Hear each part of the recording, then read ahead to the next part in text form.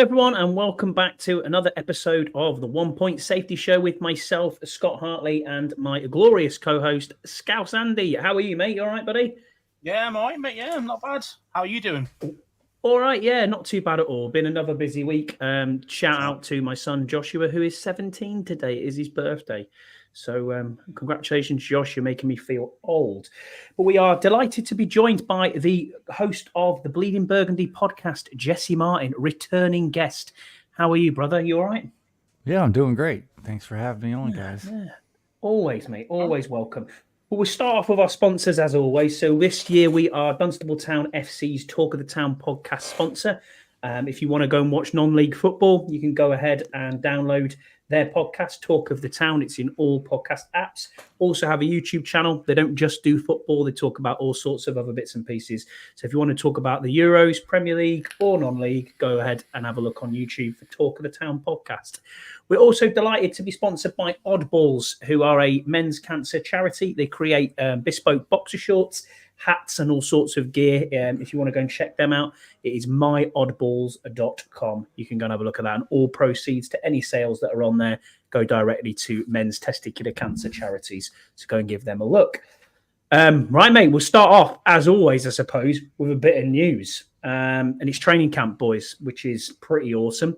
We've had DQ, AP, we've had John Allen, Terry, we had Sam Cosme today and Frankie Louvu as well behind the mic. But yeah, today's presser really for DQ's presser. Don't know if you've both had a chance to see it. Scouse, did you have a look at the presser today at all? Yeah, I had a little look. Yeah. I mean, the big things that have come out so far are DQ talks basically about multiple positions, that the focus is on red zone and clock management this week. He also talked about Ashburn. He was asked a question about Ashburn and would it go anywhere else. He said he was pleased with that and pleased that the hotel, that they're all in the same team hotel, which is great. He's talked about Jamin Davis moving on the edge and finding a unique role for him. Talk specifically about Phil Mathis and John Ridgway, which I suppose we'll get into. But I suppose the main talking point is Jayden Daniels, which everyone wants to talk about. So, Scouse, we'll start with you. What are your thoughts so far from training camp on Jayden Daniels, mate? And what you've seen so far? Exactly what I expected, to be fair. He's a rookie. He's coming into the league and he's going to make mistakes. You know, it's his first. It's just, if you've noticed that, it's like his first session tends to be kind of a bit ropey, and then he gets better throughout the day.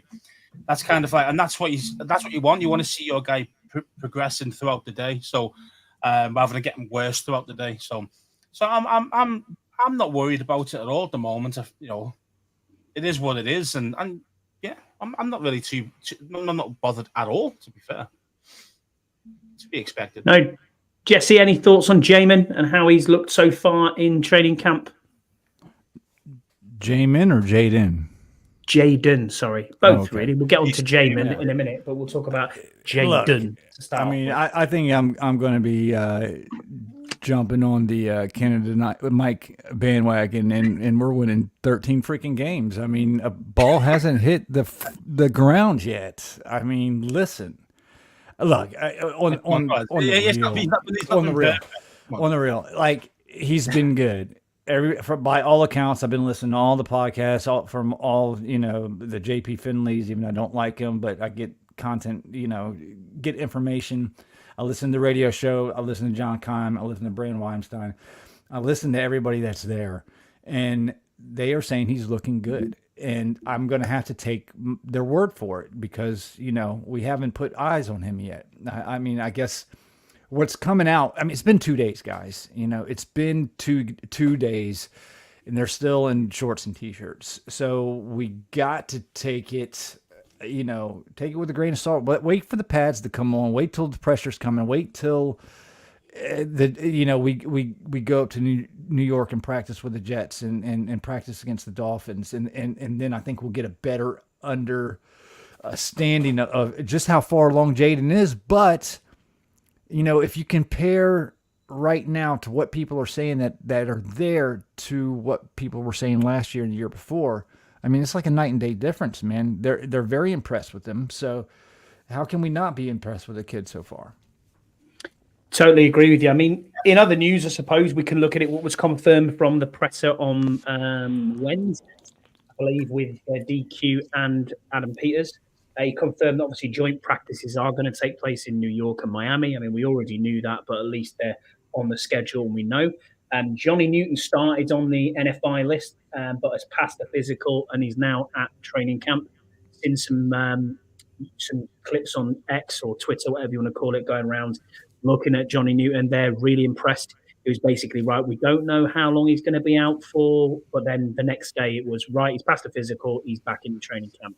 So he's going to get a hell of a definitely head of the schedule, isn't he? For sure. I mean, with those type of injuries, you're thinking 2-3 months out, and he's back in what? Well, it's been about 2 or 3 months, hasn't it? I mean, he had. He broke it again. He broke his other foot, didn't he? He broke his other foot. Well, they found the break when they drafted him, the physical as soon as they drafted him. So it's been since April. What's that? Almost 3 months now.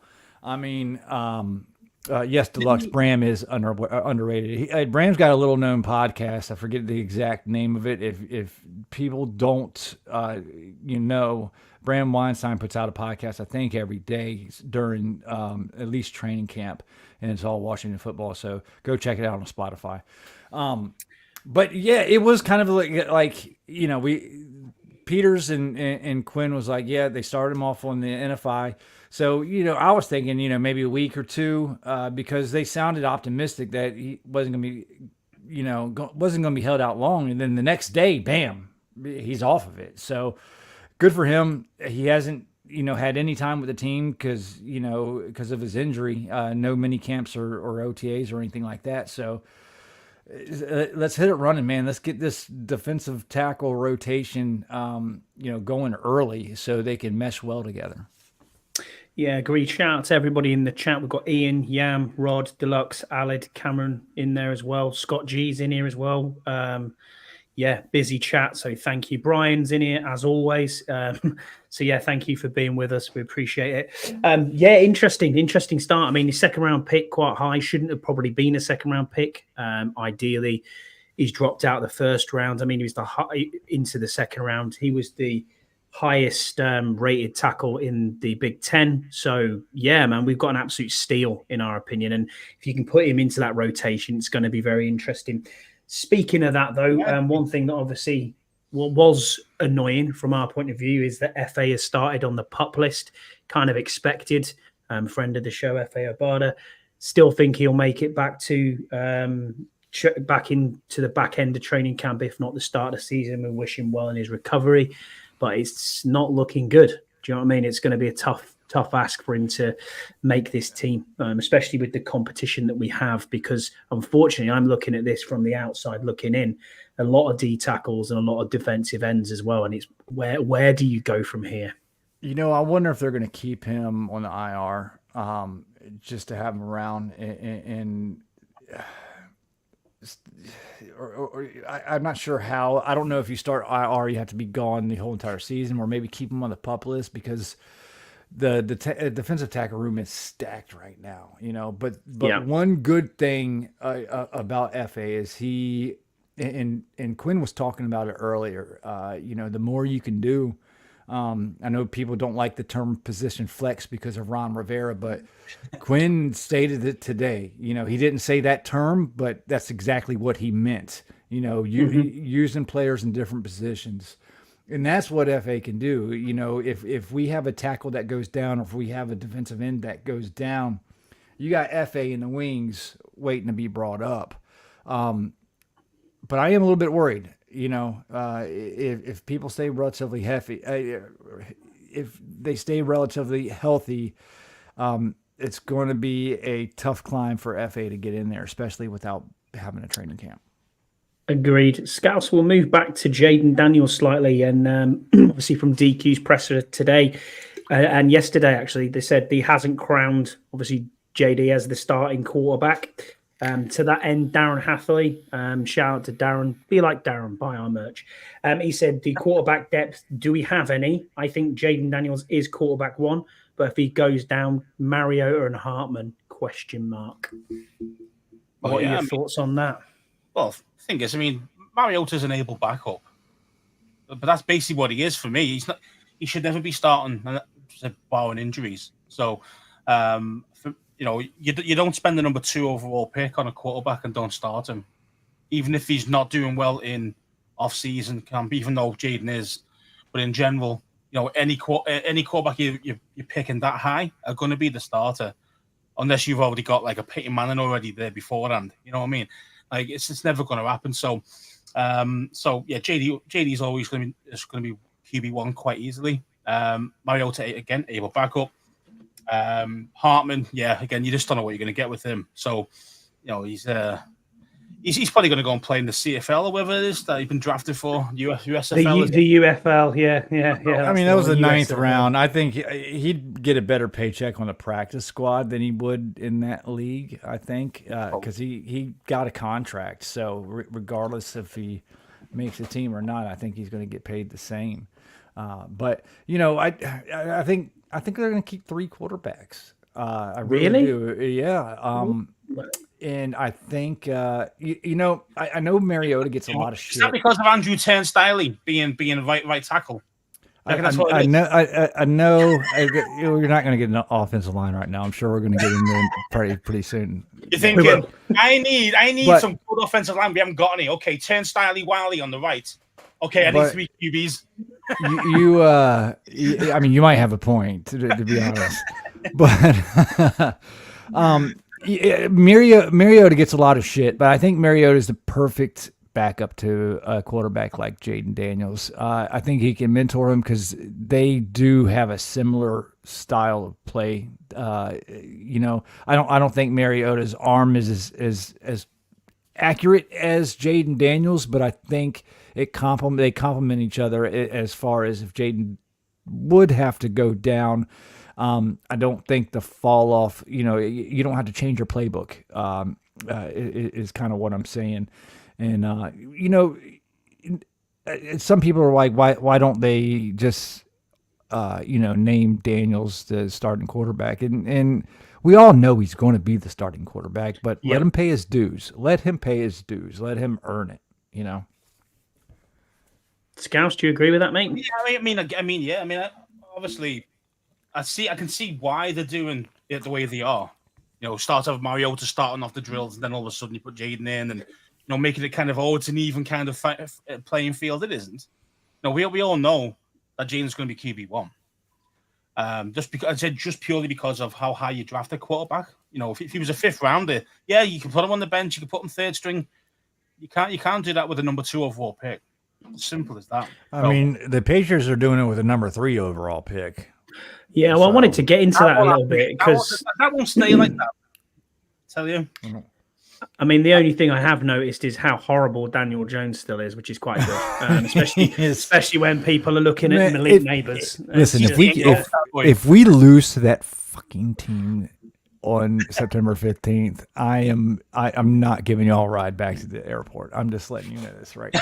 Perfect. That's where you're going to be. Y'all are walking. And on that, I just want to say shout out to Hot Take Freddie Ham, who has submitted all the tickets to the UK boys and the US who are in the crowd with us on the day. So thank you for sorting that out. Much appreciated, Freddie. We'll give you your flowers while you're here, mate. But yeah, it's all good. Can't wait to see everybody again. It's going to be exciting. It's almost like it is real now. Do you know what I mean? Flights are booked, accommodations paid for, everything's there. Scott G, if you know anything about Jesse, which you'll know that if you've gone by the first quarter, I think Scott G's been nice. I think so too. It's normally after, I would say, the first drive that Jesse's like, I'm out, I'm done, that's it. but yeah, it's all good, man. Hopefully, with all the newness, we're feeling a change in this organization. So maybe, just maybe, I'll last till the 3rd quarter. It's interesting what Yam is saying there in the chat about obviously Drake May. He's talking about Drake May there. We've seen a bit about Drake May that Jacoby Brissett is likely to start, and they're going to hold Drake May back a bit. And I kind of agree with that 100%. I understand why they're doing it. Yeah. It's for the long term. And if Jaden if Jaden was a 2-year player, 3-year player, what have you, and he wasn't, quite ready yet, and we still picked him number 2, I would rather them sit him for a year, let him, mold and learn, and then play him next year. I think that's what they're doing with May right now. Yeah, I think May is a bit more of a project than say Jaden is, but again, the age difference is a huge one. Yeah, Jaden's 24, I think, and he's got a lot more experience too. And May's 21. He's played 5 years. He's played Exactly, 5 years. Exactly, and that's why again you're thinking Jaden's going to be the starter 100% for us. When you're looking at Drake May, yes, he's got the size, he's got the prototypical look, but he does need some work. He just need a bit of polishing, And so I'm a huge May fan too. And the Pats they're a team who are shite. Let's face it. And they're probably going to tank next year anyway to get better picks. So why not? Why not really take it easy with May and get him right first time? Just take it easy and then put him in when he's ready. Don't get me wrong. I'm very high on May. I really like Drake May, and I think he's going to be an excellent quarterback. And I think the Pats are doing the right thing. Yeah, I mean, looking back at he's got no team. He's shocking. Looking back at the presser that we had today, I mean, there was a lot of people name checked. DQ talked about Jamin Davis, which we'll get into in a second. Also mentioned John Ridgway. He said that his technique is good, but he's got to be strong. He was also impressed by Phil Mathis, but he wants to make an impression, but he wasn't actually specific in what he was saying. He was in like on the field stuff. He was saying more around the attitude that he has getting to training. There was a family issue or something and he couldn't fly in, and that it took a while for him to get there, and he decided I'll drive to a different city and then fly from there so he could get there earlier, and he wasn't going to make it an issue. It's a good attitude to have, and sure. I respect that is the attitude to have from that. He also talked about Austin Eckler. He said he was splitting out the backfield, running routes as a wide receiver, and it adds value to the roster by doing what he does and leading by example. Also mentioned Sandra Still, which is obviously Scouse's boy.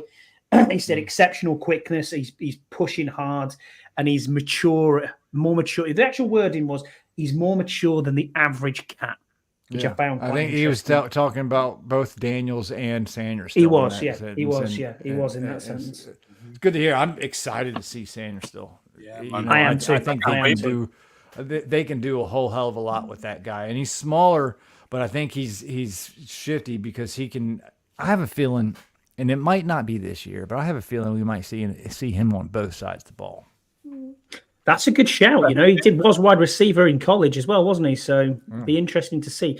Also, one thing I did find that was quite interesting from the press conference was that Dave Gardy, who we got from the NFL head office, he is going to sit in the booth and basically write plays out to Dan Quinn around timeouts and around situational stuff. So he's going to sit in the press box on that. He said he's also presenting to the team during install, and they're putting that into the playbook as we speak. So that's quite interesting. We're trying to get that little, we talked about it before, Scouts, that little 0.5% that makes you a better team moving forward. And Daryl Tapp was also mentioned as a coach. But my one thing that I took away from all of these little press conferences was Frankie Louvu when he was talking about Ken Norton Jr. He called him 7-Eleven because he's open all the time. And he never shuts up. I was laughing at that. I thought that's pretty cool. That's pretty cool. But yeah, man, it's been a busy couple of days. People were talking about bubbly helmets. I mean, what do you think of them then? What are they called? They look weird. They just look weird. They do look weird. So, somebody put a meme out. It's like having a golf ball on your head. It was like a big old alien with it looks stupid. I understand why they're trying to bring it in. You know what I mean? It looks like, Brian Robinson Jr.'s big hat. They look like he's wearing one of them. Yeah, the big hats. I remember that. That's pretty cool. They just look weird. Like they're going to start. The Guardian Cats. They're going to start making them not mandatory, but people are going to be allowed to wear them in games, and that's just going to it's going to look weird, man. It's going to look stupid. Definitely going. Yeah, Spaceballs. Yeah, right. Exactly. Exactly that. Well, we'll get on to the reason why most of the chat is here. Most people have retweeted me. We're looking at doing another merch giveaway, but this time it's not merch from the 1 Point Safety Show. If you want the latest training camp cap, or you want a hoodie from the Commander's site, we will give both of these items away. All we're going to ask you to do is in the comments of the YouTube video, you have to like, you have to be subscribed, and we will check. And we also have to put a comment down in the bottom of the comment section. What should we make the comments, Scouse? I don't know what to mention. Oh, interesting. I picked a bad one to come on because I want to win that man. thing, You can do it. You can do it too. We've got no problem with you being on there. Yeah, it's a bit of a fix now. Yeah. I think the question should be, how bad is Hartley's beard? And what do you think? That's a very good shout. That's a very good shout. Yeah, on the one, how you could put something like scrawny or stringy or something like that about my beard. Yeah, but just put Hartley's beard, and then we know you've listened. I'll put down something on it, like how shit it is. So just say that. There you go. Yeah. That's it. Hartley's beard and how shit is it? There you go. Can't comment until the stream ends. Yeah, I know that we can't comment on that. And for anyone who's downloading, DM us on Twitter and just make an impression, or just pop across on DMs and say about my beard, and we'll add you to the spinny wheel. And then on next week's show, we'll put the wheel on and we'll see who wins. Winners are not winners of drawings insiders anyway. It's rigged. It's rigged. Scott, no, it's not. You have the same opportunities as everyone else. Hartley's chin pubes. That's right, Jesse. You're on the show. Thank you for that. Yeah. So anything you want to put on? I just can't grow a beard properly, boys, and it's getting a bit gruffy. So I need to go to the. Just shape it up a little bit. Shape it up a little bit. Go to the barber's on Saturday. Kyle. Do a Kyle? Wow. Yeah, Kyle just takes a Sharpie and draws that thing. That's clean lines. Shout out to the goat. Yeah, we love the Podfather. He's got a question in, actually. Yeah. He's got a question. Yeah, we'll move on to our fan questions then, boys, and we'll catch up with the chat as we go. The first fan question we've got in is Tim Towner. He said, Joe Witt likes DBs who are good hard tacklers and who run through the guys. If we run through the guys who are still here from last year, who do you think was the best tackler on the team and who should be worried? And I'll put that out to you, Jesse, first. I think Quan Martin is I think he's going to be, of those that were here last year, Quan Martin is the actual probably best tackler in that DB room. Scouse, you got anyone different for a good tackler in the DB room? I mean, Chin's pretty decent. Decent at tackling, but yeah, man, I'm worried about the corners. I mean, going well. Not many corners are good tacklers. That's what I mean, man. One-on-one tackle. I mean, like someone like St. Ghost should be really good. He's got the size, but he can't tackle for shit. So, I mean, we didn't see it last year, but Derek Forrest is a very good tackler. I'll give him his due. He is a good tackler. He's had his moments. I'll give him that. He's had his moments. But anyone that you think would be worried or should be worried? I mean, the corners. Yeah, you're right, Scouse. I mean, Emmanuel Forbes. We've seen him supposedly bulk up, but I don't know. he went from 115 to 117. Let's be honest. Yeah, I know. Yeah, still looks like Mo Farah's build. That's what I mean. It's ridiculous. But we'll see what happens with Emmanuel Forbes. I am worried about the tackling from the corners, though, Scouts. That's a very good point. Next one, then. Next one, Canada Mike. He said, "Is Johnny Newton going to be the surprise package of the season?" I wouldn't say he'd be a surprise, because I expect him to produce. Say we got him at a steal because he's injured. That's the only reason why we got him in the second round. This guy was probably a mid-first rounder, being honest. That's where he should have went. So for me, would I be surprised if he just destroyed some guys here and there? No, I wouldn't be surprised about it, because the guy's got the talent needed. So I mean, he was such dominant when you watch him in college. You watch some of his games, man. He is the absolute game wrecker. So would I be shocked if he had a great season? No, I wouldn't be shocked, and it'd be perfect for us because there's the depth that we've got in this position that he can stay fresh and just play. And I tell you, we're going to be. He might be pretty impressive this year. Yeah, I don't think it's much of a surprise. Just go like Scouts goes. Go turn on his highlights.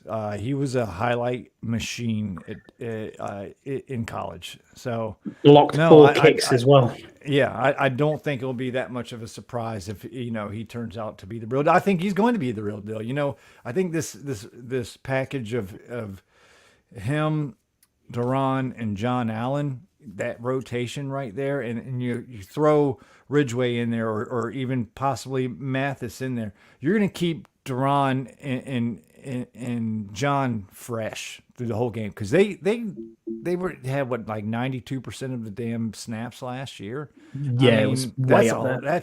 That's too much for anybody. But now you got someone of same kind of quality, maybe not quite as talented yet because he's still a rookie, but I mean, they're touted around the same. I mean, like Scout said, he was a mid-first round pick. Same thing with Duran and both Duran and John Allen. They were pretty much mid-first round picks. So, I don't think it's going to be much of a surprise. Yeah, Rod in the chat here, he said, Rob Morrison, shout out to Rod. He said, I'm hoping Coleman is the surprise package. Sure. Don't disagree with you either. I think looking at what they've done so far in practice, Cornelius Lucas has been taking the 1 snaps. Coleman was with the 2s today again, but that's actually kind of to be expected. Coleman started with the 1s today. Okay, I stand corrected. But I think Lucas is going to start the season. I mean, the key I think so too. We're hoping that he's good. And we all are because we know we're awful as in depth-wise our left tackle with Billy are. And say Lucas, he might be starting or you might start the season, but as I say, after week 3, week 4, he is going to be like a turnstile Wally. He really is because who knows? Quinn is really has really talked up Lucas the past couple of days, so never know. Just a confidence booster, you know what I mean? Oh yeah, you're the man.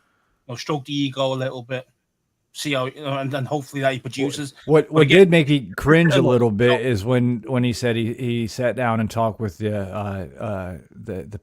past coaches of last year. I was like, don't talk to them. That's not good. Don't fucking talk to them. It's wasting your time. You don't need to get any information from them whatsoever. Watch the tape and draw your own conclusions, please. Speaking of past coaches, Jesse and Scouse, did you see the interview Schefter had with Ron Rivera? Yeah, I know a lot of people are like... I wasn't bothered at all about it. Yeah, a lot of people are bothered about it, but I mean, what is he supposed to say? Eric Bickle and the Sports Junkies, if I hate this. I hate the Sports Junkies. I mean, they're a show that it's supposed to be a sports show that they don't know shit about sports. He went off the wall about Rivera, and I just thought, when Adam Schefter calls you and asks for an interview, you're going to fucking take the interview, Sure. So and you're going to that's the thing. That's a career Ron wants to do, doesn't he? As well, he wants to kind of get into that TV side. Let Ron say what he wants, and it's done. It's over with. Don't let that bother you right now because we're in a good place right now. We don't need to focus on the past. Exactly. Cam McDonald, shout out to Cam. He's got a hat on the way.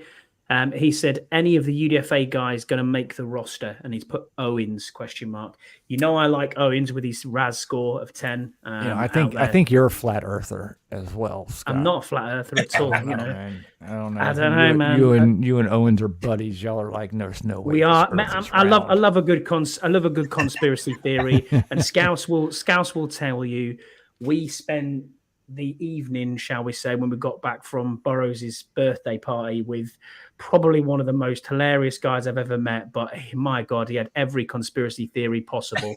He was talking about lizard people. Oh, my word. It was wild. I was just like, dude, I'm just trying to go to bed. Just leave me alone. On him, it's boys. You know, if I lived in the UK, I might think there were some lizard people too. Because never mind. Unbelievable. Well, I know where you're going. Ball, I mean, Wow, shots fired. Next question then, boys. Freddie Ham, hot take Freddie. He says, does Forbes deserve all the hate and also the love he gets from a lot of fans? Hasn't been much, but I feel the expectations are either too low or too high. What gives? Who's that to? Either. Who wants to answer that think, first? Forbes is kind of a conundrum. You know, you look back into his college, his college career, and he was great. He was fantastic. He was touted as a first round. He wasn't overdrafted. Let's be real. There was multiple teams that were looking to draft him. Everybody thought Gonzalez was going to go, but you know what? He was going to be the next one, regardless if we picked him or not. He's got talent, okay? He just needs to be coached. I think he needs to be coached. I don't know how good he's going to be, but I think we're going to see a different type of player than we saw last year from Emmanuel Forbes. I think that's for sure. Scouts? Yeah, I agree with that. I can see why it is a conundrum. I can see why some fans hate the guy because Gonzalez was there available at that pick. And I understand why a lot of fans are pissed off at the time. You know, even I was pissed off at the time. No, I wanted Gonzalez to be rather than Forbes. Well, we were on the live chat and we were. I was fuming. Yeah, he was mad. Yeah, you know, and I think so. So then you go, well, okay, well now he's one of us. Okay, he's one of us now. Of course he is. So let's give him the benefit of the doubt. Now, okay, he played like shit last year, but again, look who was teaching him, Brett Visselmeyer, high school coach. Jesus Christ! And you wonder why he played like high school level. Do you see what I mean? So now we've got some real coaches. Let's give him give him a clean slate, and let's see what he's at this year. Agreed. It wasn't fair for Forbes last year, you know, in the situation he came to. I understand why Rivera and company picked him. I totally get it. They needed to try to create some turnovers. Understandable. I think most fans realize that. But they didn't put him in a position to succeed whatsoever. You know, you don't put a rookie quarterback on a receiver like A.J. Brown on an island over again. AJ's twice his size too. You know, they didn't give him no help, and I don't think they're going to do that this year. I think Quinn and Witt are smart enough to be able to understand how, you know, a small cornerback like Forbes, how to use him properly, and he just wasn't used properly. Agreed. I mean, Ian's brought a good question in the chat here, and also shout out to Christian on X, Christian Burt. He is at Christian Burt. He does a blog called it's UKHTTC. If you go and Google UKHTTC, you'll find his blog. He's just done a blog on the 53, which is pretty awesome. So go and give Christian a follow and go and read his blogs. He said, would you make a call for San Francisco re Trent? And Ian has obviously put in here as well, Trent is having issues getting paid at the Niners. Do you actually think Adam will go for him? What's your thoughts on Trent Williams? We'll go you, Scouse, first. I mean, who wouldn't want Trent Williams? Exactly. You know, at the end of the day, even if he would say if he's declining a little bit because he's getting older, he's still like 4 times better than Lucas. So for me, it's like it's a no-brainer if the contract's right, and this is the problem. But that's going to be the biggest problem, is that he's going to want way too much money. You know, the reason why Niners having problems with him because he wants all this contract, which is still like $70 million with a 3-year deal left on it or something. So it's a lot of money, and I don't think that any team will pay that anymore because he's getting older, even though he's still producing. He's got no guaranteed money, Scouts, on his contract, and that's the reason why. You're right, he has got 3 years to go on it, but there's no guarantee there. Yeah, exactly. Yes. John Allen be in the same situation as well, actually, to be honest. But John Allen's sitting and he's quite happy. And Terry's got no money next year. So he won't be happy with that. Terry's got no money as well next year. So it's one of them where we might be in that situation further down the line. But the thing that helps us as a team, as Commanders, is We have this money in the cap space now, still got the highest cap space left. I think it's just over 36 million left in the pot. Then you've got all of the cap base space next year. What rolls over from this year, we don't know where we're going to be. But if, let's just say, 30 million of that rolls over, you're in a really commanding position next year. You're in top 3 in cap space again.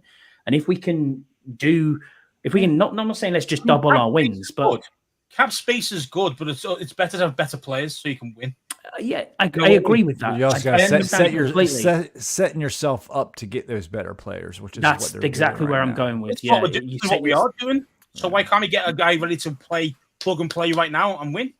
That wins games now. Mate, if it was you with the GM, we'd have had Brandon Ayuk already, and we'd be trading for Trent Williams this year. We'd probably be like 50 million over the cap space. Fucking pay him. We're gonna pay. We're gonna pay all of them. Fuck it. We had this conversation yesterday. Every team has a 3 or 4 players that are keystone players that you go, okay, this guy's worth that 20+ million kind of player. Sure, and we got 3 of them already. We got Terry McLaurin, we got John Allen, we got Daron Payne that are those cornerstones players right now. And one of them is playing on it. I think John, there's no more guaranteed money left on his contract. John's going to have problems in a minute. I mean, he'll have a problem with us if we don't get him sorted on the contract. And then our next person, which I probably they're going to be, yes, Cosby. They're probably working on a deal that will probably get inked before. So I'm thinking we'll probably have about 20. If they give him the signing bonus, if they take it off this year, go down to like 27, 28 million.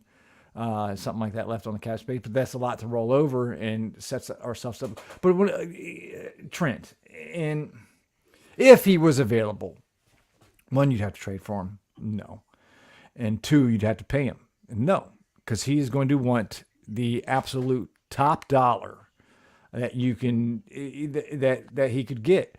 He is getting older. He has declined. Just started to decline a little bit, and I would rather you're talking about the next Hall of Fame guy. You know what I mean? You're talking about maybe has he made All Pro? I don't think so.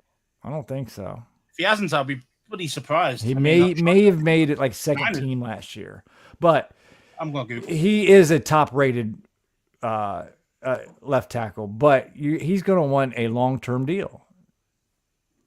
I'm sorry. I just don't think I can do that. I don't think we're in a position to do that right now. 6 as well. So, that's what I'm saying. His age and he's just going to want too much. I think it's better. San Francisco is better off paying him. But he still has 3 years left. 3 years left on his deal. He's got 3 years left on his deal. That's the problem, But he's an 11-time Pro Bowler, second team. And after the conversation that we had with Jason, I've kind of lost a little bit of respect for Trent Williams and what happened between with the team and him, and how he tried to make the team look bad, or he tried to Ron look bad, which a lot of people fault Ron for that ordeal, and it wasn't Ron's fault whatsoever because Trent was never, ever, ever coming back here. Doesn't matter how big of a bad you gave, he wanted out, and then he made the team look bad. So I got no respect. I love Trent. He's a great player. I just lost some respect for him. He's a three times All Pro, but all for Niners, not for us. So a quick one, which we didn't speak about before in the news, but we'll go back to it. We have 3 players ranked in the top 100. Obviously, which surprises the hell out of me. I think came in at 97. Jonathan Allen came in at 54. Way too high. And Bobby Wagner came in at 59. The only one I thought should be on the top 100 is Bobby Wagner. 54 for Jonathan Allen. That shocked the hell out of me. I could not believe that because of how bad he played last year. And he did play injured all last year as well. He's played injured every year. He's Allen's always been the whole year, not just 1 or 2 games, and like the whole of the year he was injured. But he wasn't good last year. You cannot put somebody. You can't put somebody. That's why you get Trent Williams, who's 4 times better than Lucas, and if he's injured, he's still twice as good as Lucas. I mean, you're right. You know what I mean? But I'm not paying him $40 million a year, which is what he's going to freaking want. These contracts are getting outrageous, man. It's just Dak Prescott is up for $60 million. Think about that. He's not getting $60 million. Remember when Kirk Cousins had the tag on him? It was like $20 million, and we were like, "Oh my God, that's so much money." That was only a few years ago, and now you're going to pay Dak. Dallas Cowboys are going to pay Dak Prescott $60 freaking million. I don't think. Well, the blonde assassin from the Jaguars, Trevor Lawrence. Yes, Karen, you love him, I know. Anyway, he got 55 a year. Trevina. It looks like a girl. I know, 55 million a year, which is just crazy money. We'll get back into that question then. So Deluxe put a question into us. He's in our chat as well. He is at Arch Deluxe. Go and give him a follow. He said the Silverback or Ayuk as a trade target. You know my answer. What is yours? I'd rather have Ayuk. You're going to have Ayuk? Scouse? Yeah, I would as well. I'd rather go Ayuk. I know Deluxe would be. It'd be Williams 100% because he's. I am too. I'm on that wall. The thing is, as you say, when he's 36 years old, I mean, he's going to start declining. He is, it's unfortunately the fact of aging. Ayuk is on the way up. You might get 2 good years with Trent. You could get for the same price. You can get 4 to 5 good years with Ayuk. It's very true. And Ayuk's 30 mil, not our left tackle. When we pay a left tackle, we want them to be young and groomed and grow with Jaden Daniels. Not give out $30 million to a Trent Williams who's only got. This is why we're hoping Coleman's going to be Coleman's the answer. Let's hope. If not, we'll dip into the bag next year. Agreed. But free agent tackles, big money free agent tackles normally never work. So back to our Jaden being killed. That's my only problem. Back to our previous point. Deluxe has said again. This is his second question. He said Alan McLaurin both make the top 100, but also they're the most talked about for trades. Why trade your best players when you're trying to build? Wagner also made the top 100. Will there be any more? All right, that's a good question. And the answer is simple, man. Aging players, before they get too old, you want to try to get as much as you can for them because it's going to be a point where you're not going to be able to get nothing for them. Scouse, do you agree with Jesse's point? That's the simple answer right there. I mean, yes. I understand where Jesse's coming from with that. It just depends. It just depends on, are they a guy that's gonna you just really want to keep around. I when we think about these type of questions, I always think about like Larry Fitzgerald over at Arizona. He was such a long time. He wasn't anywhere near as good as he was when he was younger, but he played till he was like 37, something like that. He played a long time, played in the slot. Changed his game a little bit. But that guy was like that was Arizona. Do you see what I mean? Like he was part of the DNA, he all over it. So I can understand when sometimes you want that guy, and that's one of those guys that you want to keep to the end until they retire. But as I say, you can't have 4, 5, 6 players like that. You can only have like one, maybe get away with it. So you're gonna choose a Terry. Okay, you let Terry run till he retires. Okay, or as Jesse says, move them on while they've still got a little bit of trade value left. Get rid of some of that cap space, the cap hit, because these guys who are the trademark players are going to be on a lot of money at that time when they're getting close to being traded. So it's just kind of like unfortunately, it's the business side of things that they talk about more than the actual players. Andy Reid I think and Bill Belichick are the best at this. They're the best at getting rid of players right before they start going downhill. They've gotten rid of very, very good players. We're like, what are they doing? Why don't they keep them? and then you find out why that they don't, because when they go to the next team, they're I shit. would argue your point there and say that the one that probably got away is Tyreek Hill. He's still doing the business Sure. in Miami. You know what I Sure. mean? And that is, But but maybe he one, wanted because out. he You just don't wanted know. he wanted way too much money, more get than that. they could pay, because they had Mahomes was coming up on contract, and they were were opening up the bag for Mahomes, and it's like pick your poison when you have multiple superstars on your team. It's hard to pay them, pay every one of them. You've got to pay your QB, haven't you? End of the day. Yeah. I mean, the only reason why San Francisco is going to be able to do that is because they got a quarterback on a rookie contract. True, and I'll go back to Deluxe. If you're Tyreek Hill as well, you're thinking, well, I can live in Kansas City, or let's live in Miami.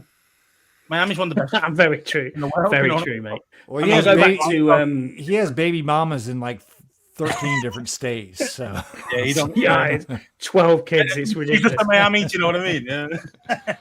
But if we to go back to Deluxe's point, basically, the two that stick to mind for me would be that you want to keep around, like Scouse has said and brought up, that you want to see their career out with the team.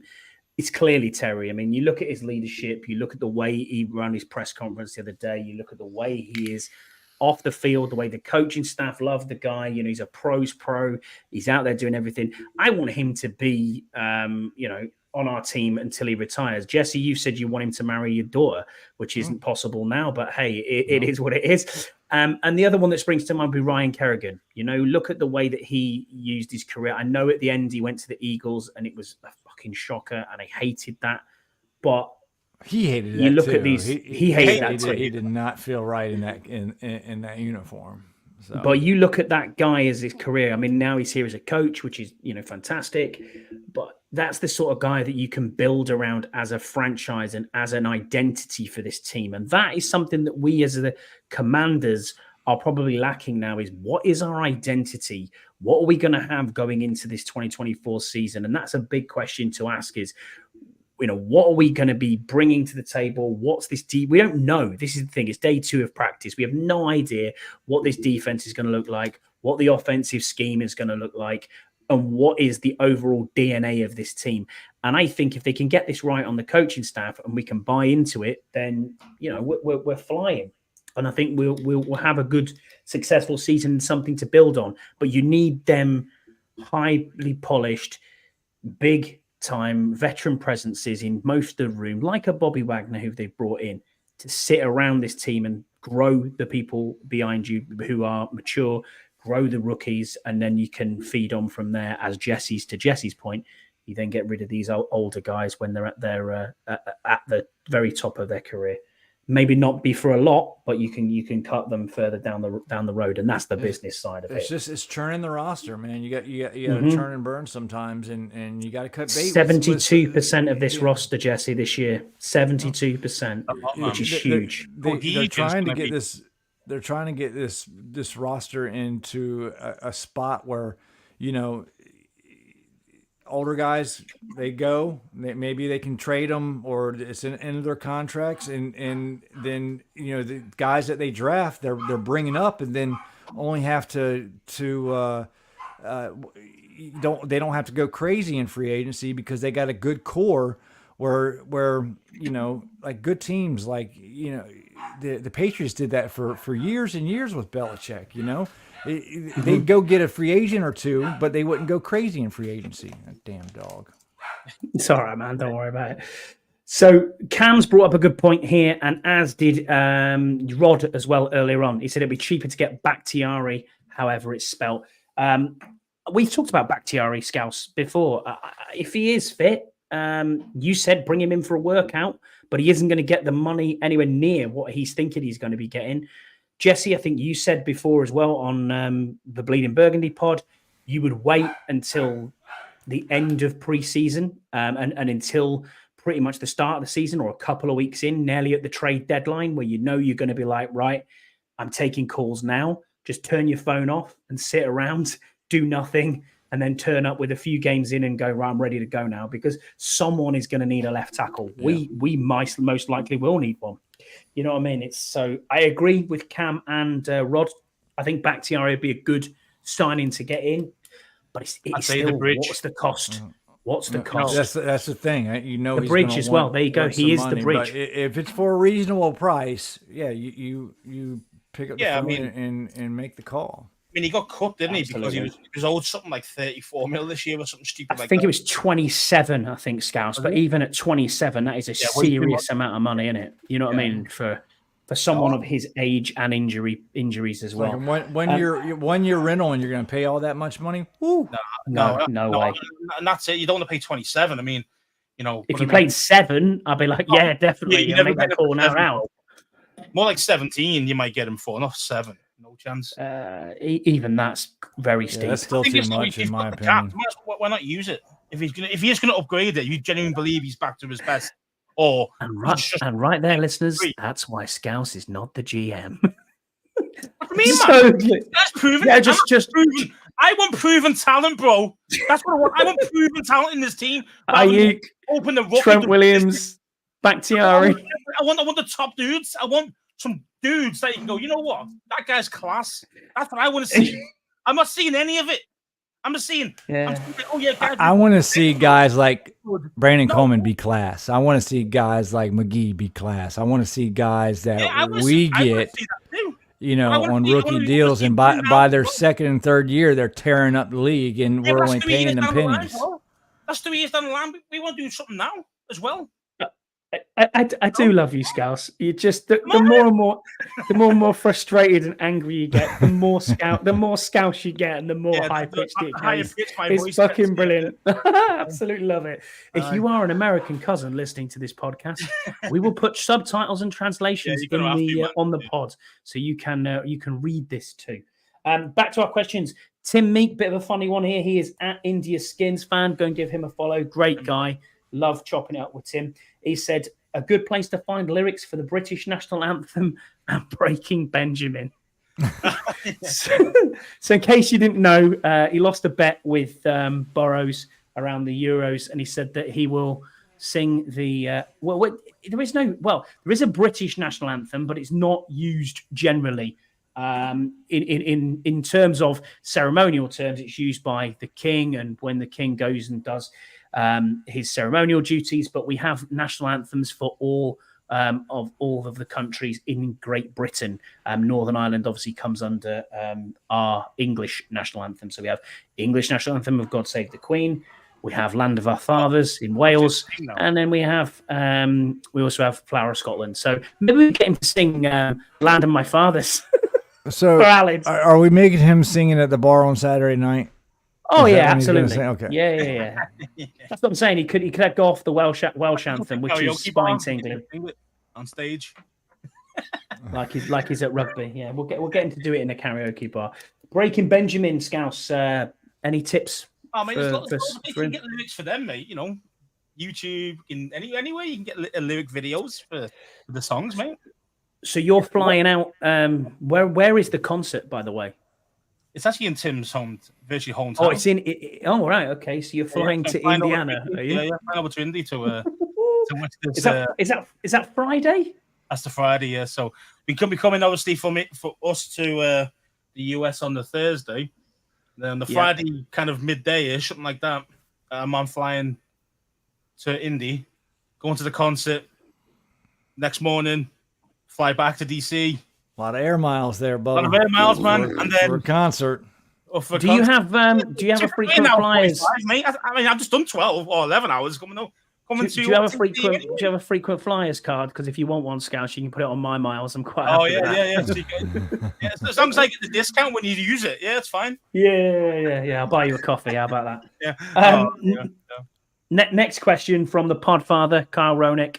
Go and give them a listen and subscribe. They are at the Burgundy Zone. You can find them on YouTube.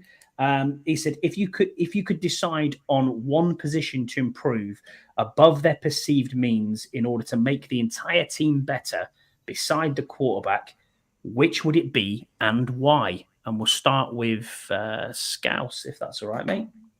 Throw you a bit of one. The O-line's got to play better. And it's got to be.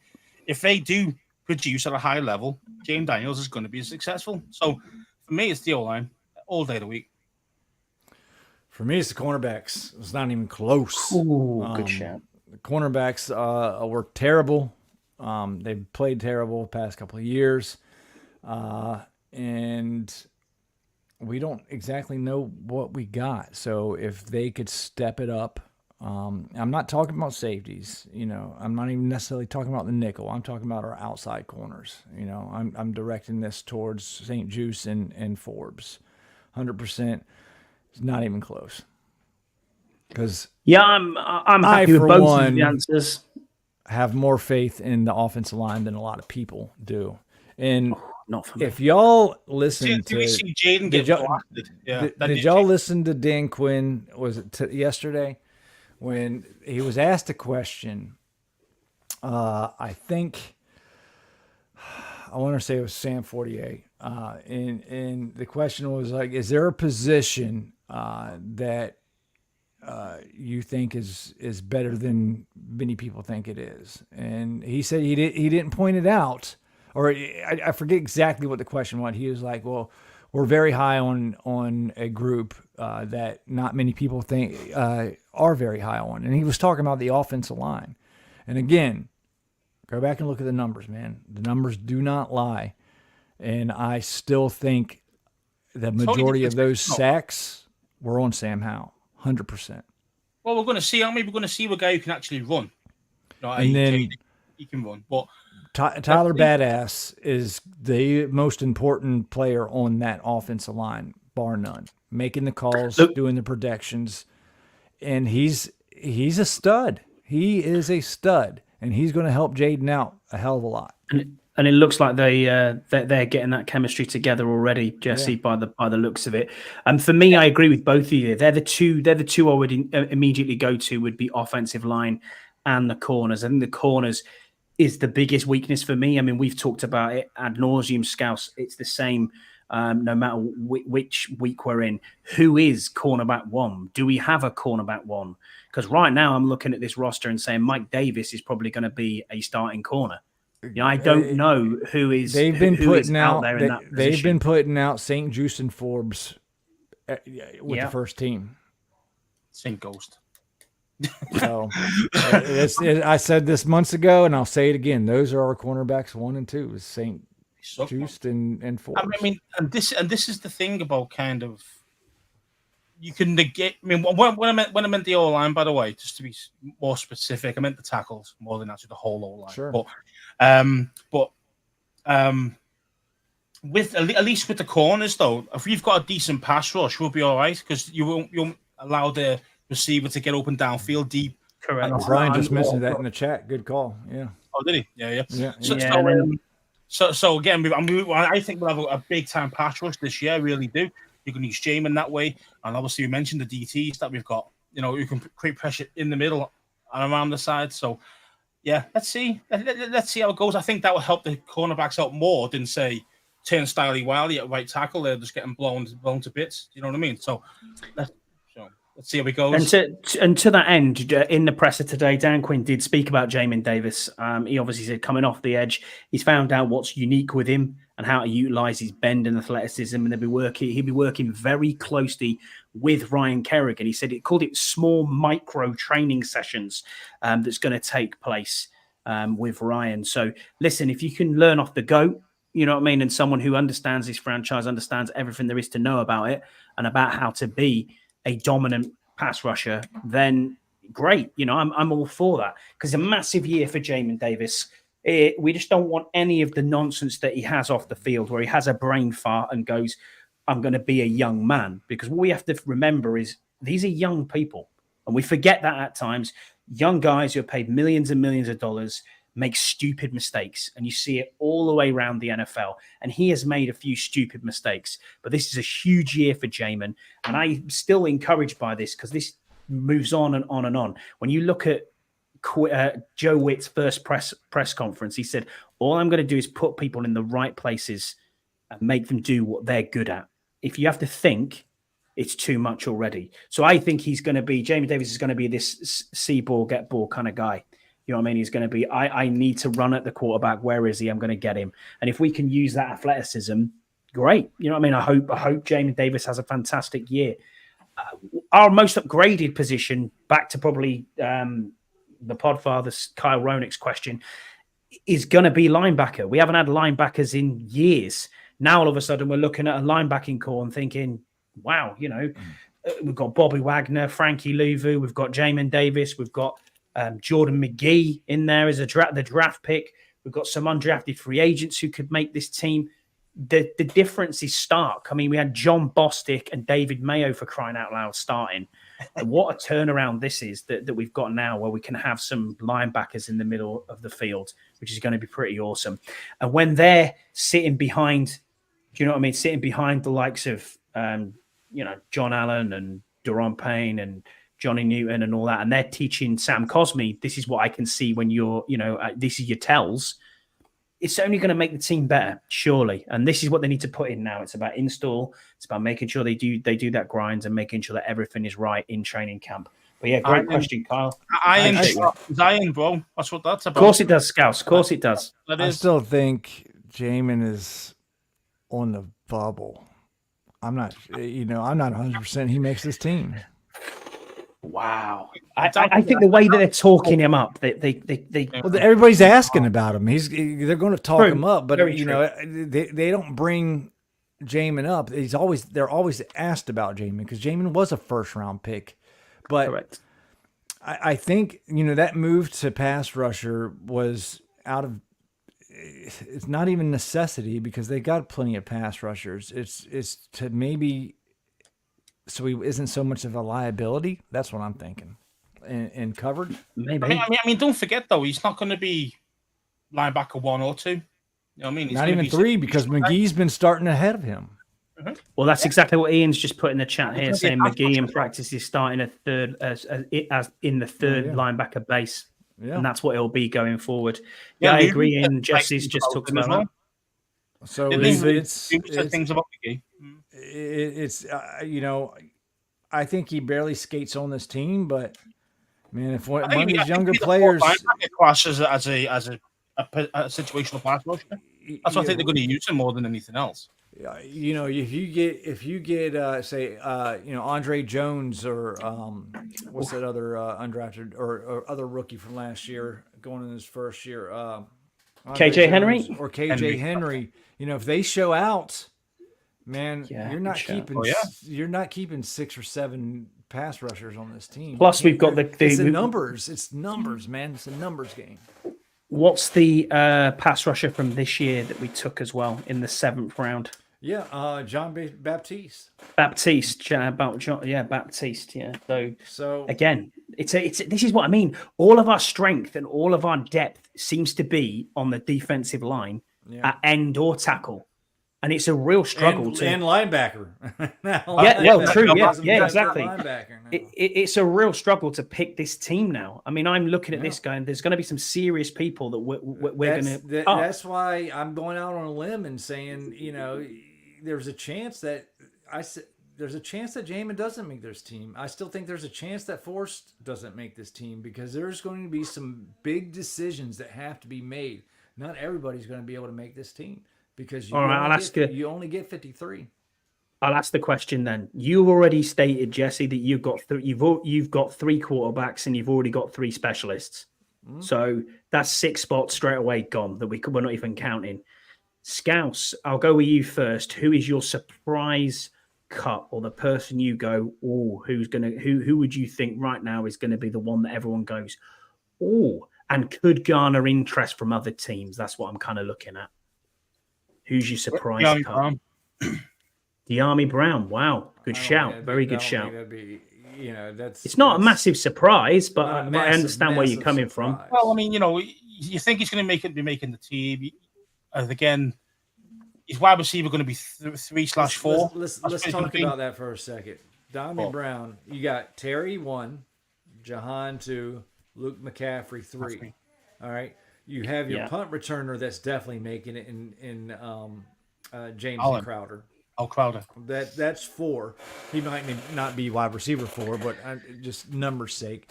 And then you go sign a guy in Zacchaeus. I think Zacchaeus is over Dyami Brown. That's 5 right there. Then you got Tinsley, who's making plays in camp. I mean, I've seen his name brought up more than Terry's this camp.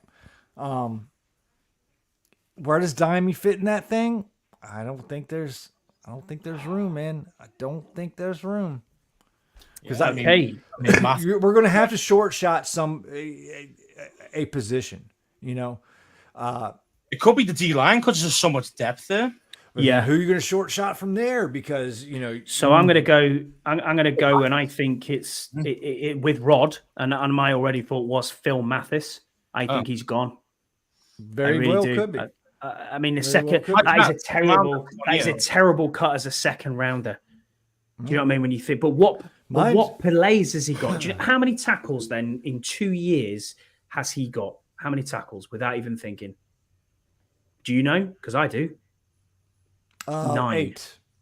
9. Oh, You're not far off. 9 tackles in 2 years.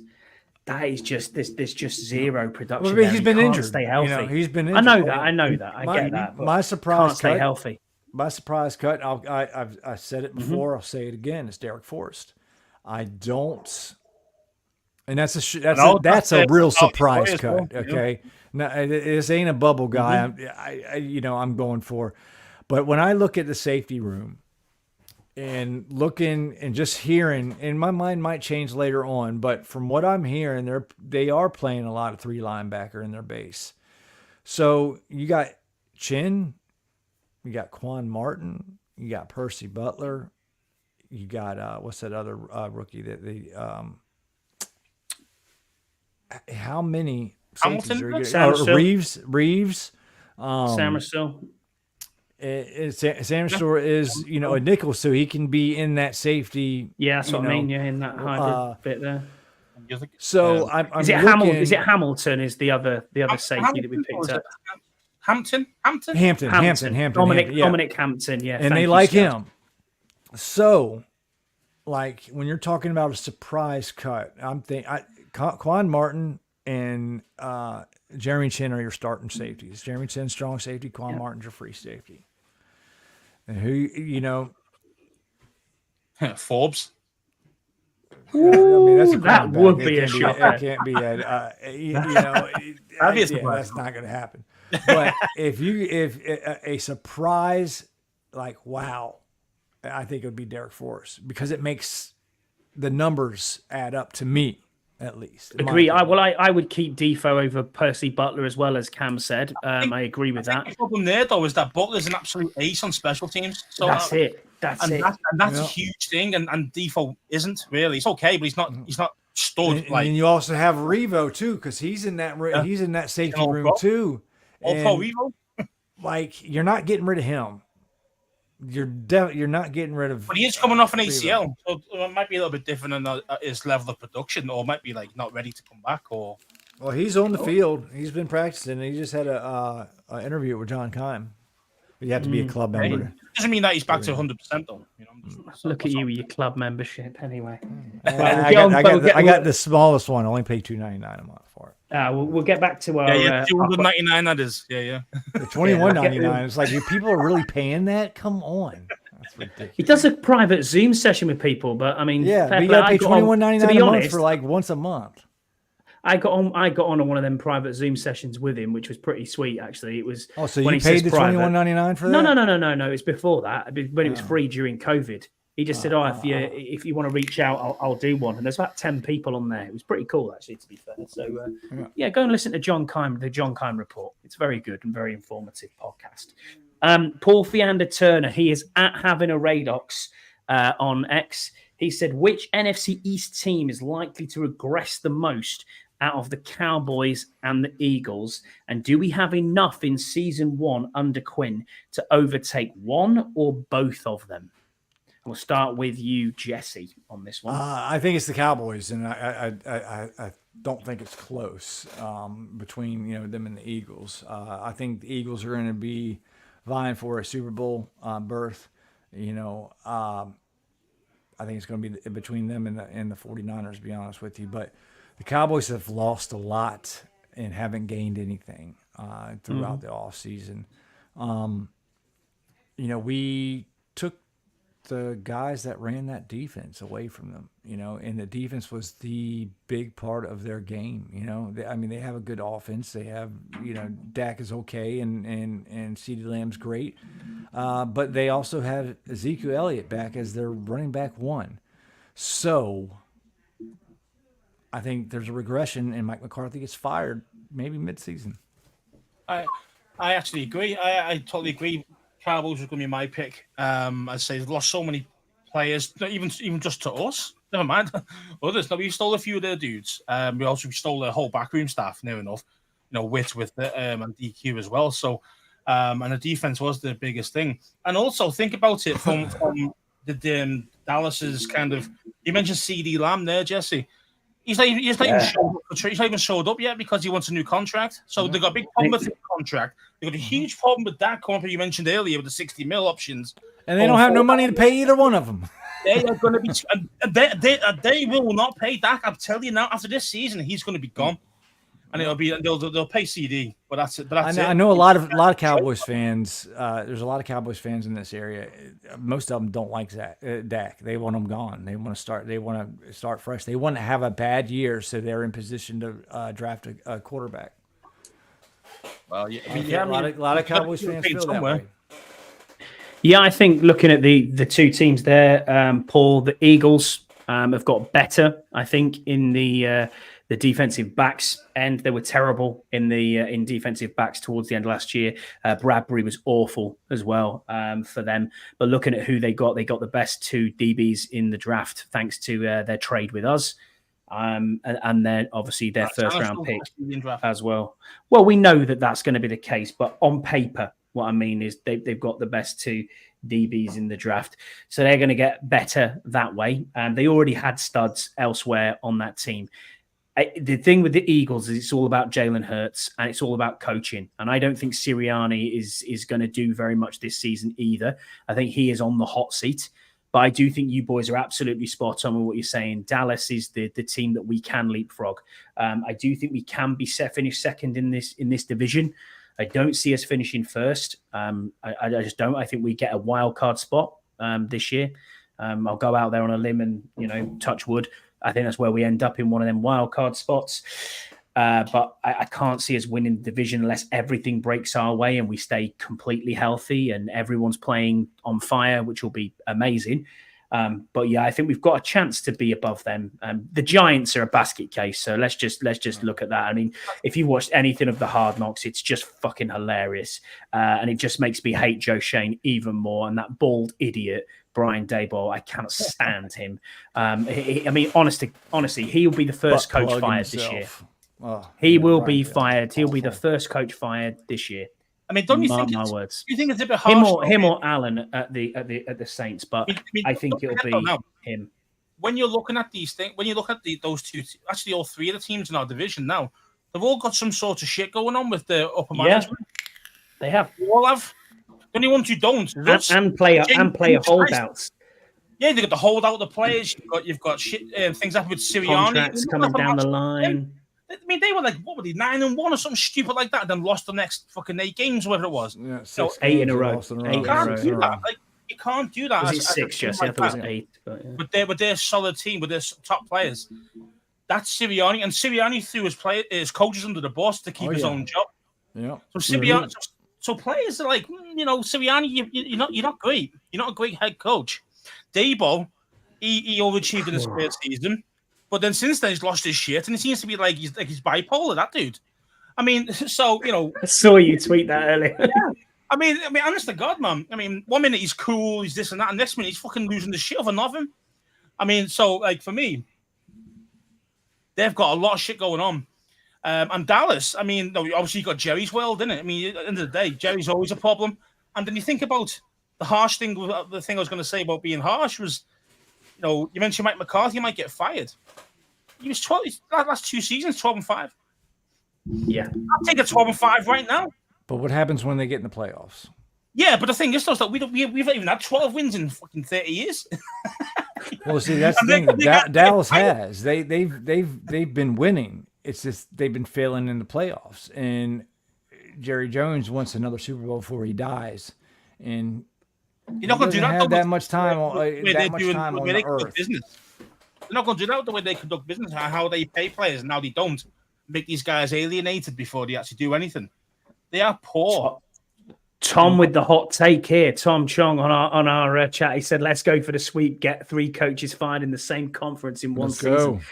Woo, let's do it. Nice. Richard Cameron, obviously, he's joined us. Thanks for being with us, Richard. I'm literally about to read your question, but thank you for that. He said, would love to see the Cowboys and Eagles both implode. And speaking of Richard, we'll get on to his question here. He said, I may struggle to watch live, so I'll drop you guys a question. Just reading that DQ has been praising Ryan Kerrigan for getting Jamin Davis edge rush ready.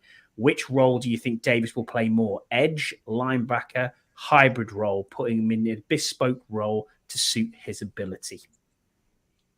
I think the latter. I think the last one you just said.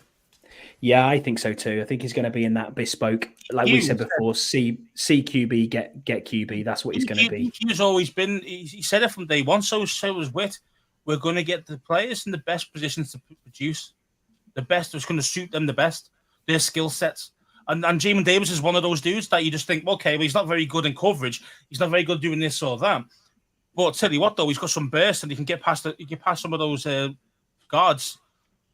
Let's see him as a pass rusher. And that's the reason why he's been playing pass rusher a lot over the offseason. So, you know, that's the kind of thing you're going to see. You're going to see some dudes playing. What the hell is he doing over there? Just to shoot the guy's skill set. So for me, it's the latter one. Yeah, I agree with you completely. Jesse, any thoughts on that? No, I'm with you both. Right, our final question then that we've got in today is from Canada Mike. As always, love Canada Mike. Shout out to him and his optimism. He's amazing. He said, "If Scouse is yes, it is." He said, "If Scouse is looking to raise 50K for his health business, do you think he could raise that before the end of August by simply doing an OnlyFans?" Ooh. Good question. Good question, Mike. It's a great. Can I answer that? Can I answer that? Of course you can. Go ahead, Jesse. Go ahead. Fuck no. Hey, I agree, man. I mean, I wouldn't even get a penny. I think I'd owe money to OnlyFans. You might get some sympathy dollars. Oh, mate. No, you don't want to see this. You know what I mean? Like, yeah, man. That's. I mean, look. You might have some weirdos with some foot fetishes. You know. Yeah. You could sell feet pics, Scouse. That'd work. Yeah. There's always that. Yeah, sure, man. Sure. Yeah, man. But yeah, man. 50K would be nice. I'm not gonna lie. But I asked Elon Musk. You see, that's the reason why you found that out. Is that what it was? You asked Elon Musk. Well, what it was Elon Musk actually tweeted out something saying, "Should I invest $5 billion in AI?" That was his kind of question he put on Twitter for a poll. So I just went, well, I said, yeah, obviously, but then just message underneath saying, yeah, you can also invest in my business for 50K if you want me. So that I want to set up. So it's been like, oh, right, okay. These damn billionaires could end poverty. I know, it's crazy, isn't it? Those type of guys, mate. You know, 50K to them, he's just like fell asleep and woke up and he's earned that. You know what I mean? So, no. Gauss on OnlyFans and Scotty with his chin Brazilian. Where's the show going? I agree, Cam. It's gone off the rails, isn't it? That's what you get when you get someone called From Under These Nuts on your podcast. Yeah, yeah, it is what it is. We're a professional show, but we've gone everywhere. But there you go. Yeah, shout out to everybody who's been with us in the chat: Tom Chong, Richard Cameron, Deluxe, Yam, Rod, Cam, Deluxe, Ian. I put you on Deluxe twice. There you go. Ian, Aled, Scott G, and Brian. Thank you for being with us. And Viscount was in as well. I did see his question in there. So thank you very much. Viscount for a while. To be fair, we haven't seen Viscount for us, so I hope you're well, John. But yeah, it's there. He is there. It was his question. Yeah, go and give the coaching staff the chance to mould forwards before we can call him a bust. Absolutely agree. Couldn't agree more with that one. Thank you to everybody who has reached out to us. Everybody who has downloaded the pod. Highest downloads again, Scouse this week. So I can't thank everybody enough. Had a look at the Spotify and I was looking and going, wow, how many downloads have we got this week? It's it's through the roof. And also, oddly enough, apart from a giveaway that we had, last week's episode on YouTube was the highest watched as well. So thank you all for being with us. We Scott G's really pissed. appreciate it. Scott G just said he's pissed because I never answered his question. I think his question was, what's been the overreaction at training camp? So I apologize to Scott G. What's been the number one overreaction at training camp? Probably Jaden Daniels' footwork. I don't know. I don't know. Yeah, Scott Abraham's been going off the rails about how perfect Jaden Daniels is. And I saw that, yeah. I don't want to hear that. I want to see it. I don't want to hear it. You know. Well, we haven't got pads on yet, have we? And we haven't seen a competitive game. It's just earlier. Take it easy. Yeah. Let's see what he does with like pads on. a lot of people are like, the media is like going gaga, and they're just crowning him, and he hasn't played a single game yet. And let's just tone it down just a bit, man. Tone it down. Yeah, so we appreciate everyone who's been with us I tonight, agree. especially you, Jesse. Thank you for being with us as well. We Thanks for always having like me. having you on. I can't wait to see you in September again. It's going to be amazing. We had, 7 Um, weeks? 7 weeks? 7 weeks. It's not even that long. It's just flown by. Football will soon be here. Scouse, thank you for obviously being on as well. Everybody, once the pod is finished, if you want to be in our giveaway, it is the chance to win a hoodie of a Commander's hoodie. Karen, you can't get a Jags hoodie if you win, but you can enter the competition. I haven't got a problem with that. Karen, You wouldn't get. Karen, I said the same thing.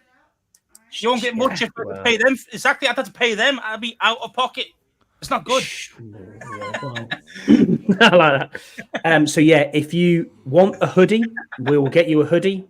Also, if you want to put a comment under this video, not in the live chat as it is now, you have to put I know that Rod, I saw that saying I've got a tumbleweed chin. Thank you, mate. Go and put a comment in here on my beard. Just say Scott's beard is rubbish. Anything about my beard, put it in there. Like and subscribe. We will check that you are subscribed as well. Share it with your gran. Share it wide. The more we get on the wheel, the better. Then tune in next week, next Thursday night, 8 p.m. UK time and 3 p.m. Eastern. Tune in next week and we'll do the draw live on the show, probably around about 8:30 our time or 3:30 Eastern.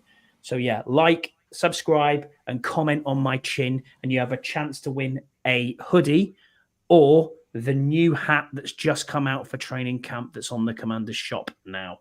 Either of them, you have a chance of winning one or you have a chance of winning both. You could spin twice in. Who knows? You might be lucky and get that. Last winners were Ian Lockhart and Tony Shivers won last time.